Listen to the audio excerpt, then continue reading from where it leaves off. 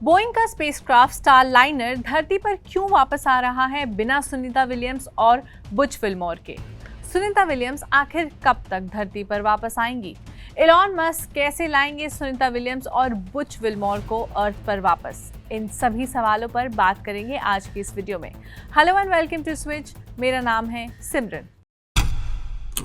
Indian origin के अंतरिक्ष यात्री सुनीता विलियम्स और उनके साथ ही बैरी बुच विल्मोर अभी तक अंतरिक्ष में फंसे हुए हैं।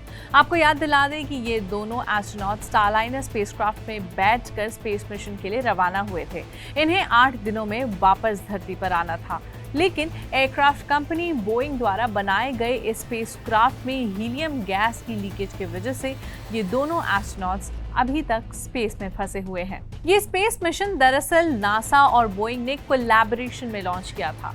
कई सालों के डीले के बाद बोइंग का स्टारलाइनर आखिरकार 5 जून 2024 को लॉन्च किया गया, जिस पर सुनीता विलियम्स और बैरी बुच विल्मोर सवार थे।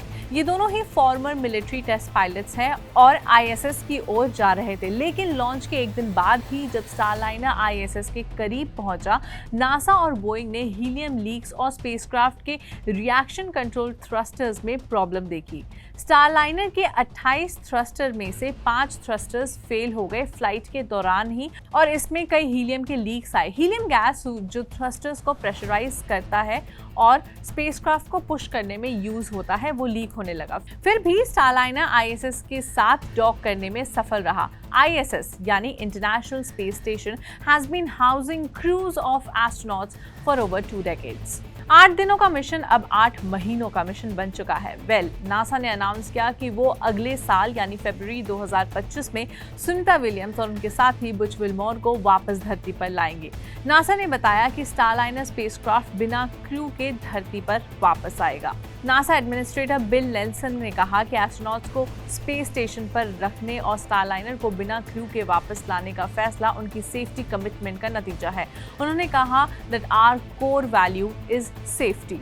उन्होंने ये भी कहा कि स्पेस फ्लाइट अपने सबसे सुरक्षित और सबसे रूटीन दौर में भी रिस्की होता है। उन्होंने रिपोर्टर्स को कहा कि एक test flight by its nature ना तो सेफ होता है और ना ही रूटीन होता है। आपको बता दें कि स्टारलाइनर एक टेस्ट फ्लाइट थी। नासा और बोइंग स्टारलाइनर को वापस धरती पर रिटर्न करवा रहे हैं बिना क्रू के, जिससे कि वो कैप्सूल पर सारे नेसेसरी टेस्ट कर सके और मिशन में जो दिक्कतें आई उसे रेक्टिफाई कर सके।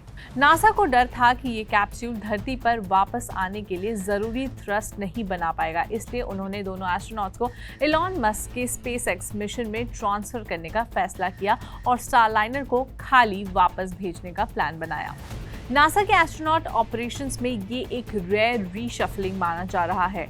सुनीता विलियम्स और बुच विल्मोर अब एलॉन मस्क के स्पेसएक्स क्रू ड्रैगन स्पेसक्राफ्ट पर बैठकर धरती पर वापस आएंगे।